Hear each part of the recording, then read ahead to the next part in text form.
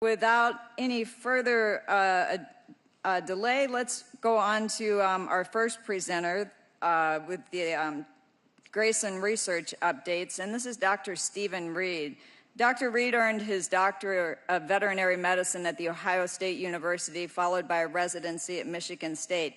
After starting his academic teaching career at Washington State University, he returned to The Ohio State University, where he spent 26 years as a professor and mentor in the equine medicine department.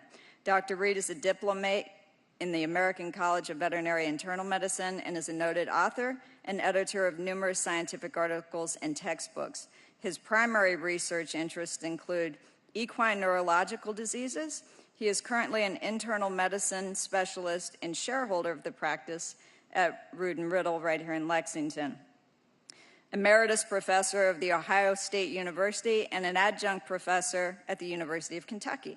He is currently the chairman of the Grayson-Jockey Club Research Advisory Committee, and he's going to talk to us about the Research Advisory Committee and the work that they're doing. So if you would please welcome Dr. Stephen Reed. Thank you. Afraid to walk up alongside, I might fall.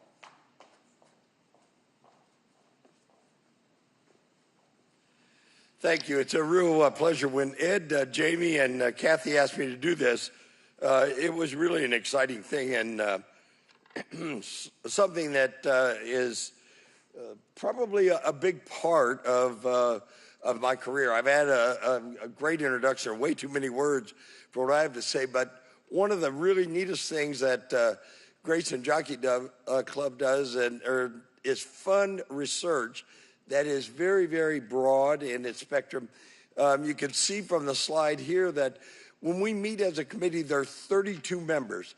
Every grant gets a review of 4 individuals, 2 from academia, 2 from private practice. So the emphasis is not only on all of the good science, but it really, really also focuses on how practical is it to the horse.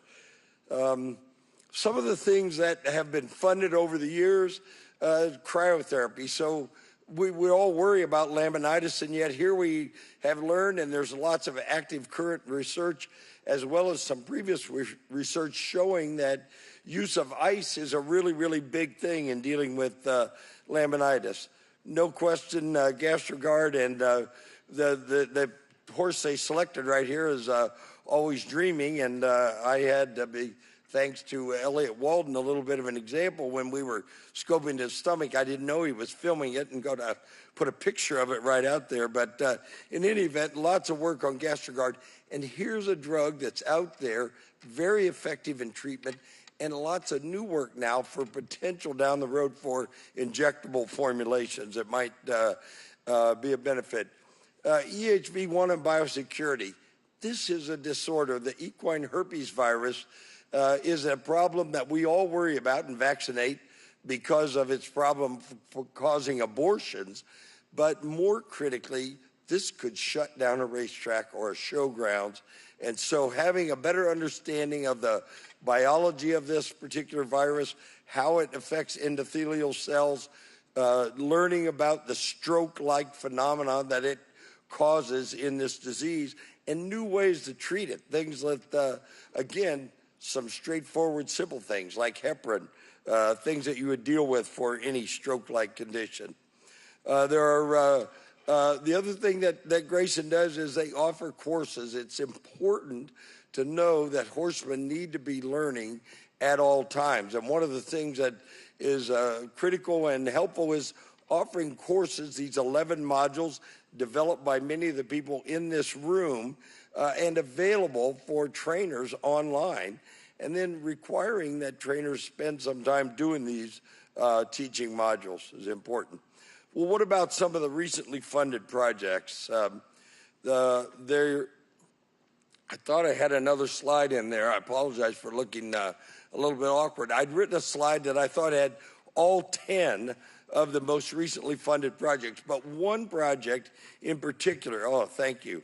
This just shows the very many universities that are involved. So you can see Colorado State, Michigan State, University of Florida, Purdue, Ohio State, and then look at the various things. And we've got work that's being headed up by Dr. McElraith on looking at radiology and ultrasonography of yearlings at sales and what impact finding things early on might have in their eventual racing careers.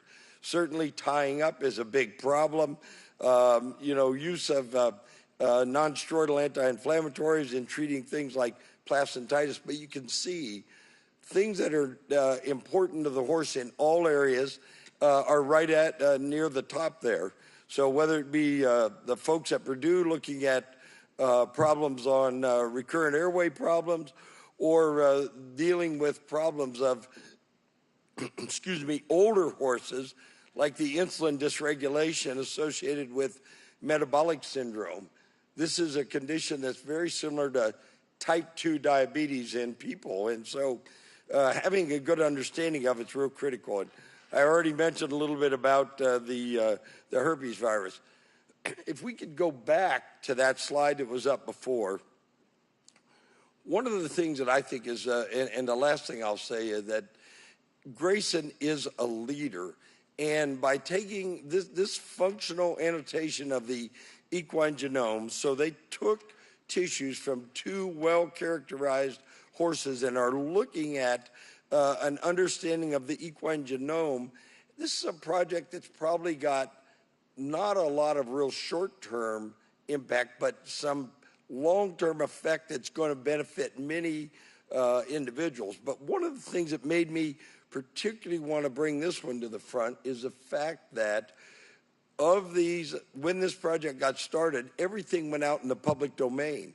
22 additional laboratories picked up tissues from this group and are doing research. So it really shows the immense collaboration that Grayson has. And this is the group. This just shows, and some of you might recognize people in here, but the lead on it is Dr. Fenove there at UC Davis. But there are individuals from Kentucky, but from all over the world. So Grayson-Jockey Club, I don't know, it's an exciting thing. I love chairing that committee. It's a really, really great asset, and I think commend Ed and everybody who's organized it. And for those veterinarians that are in the audience, you might get asked sometime to serve on this. Lots of you already have or are. Thank you.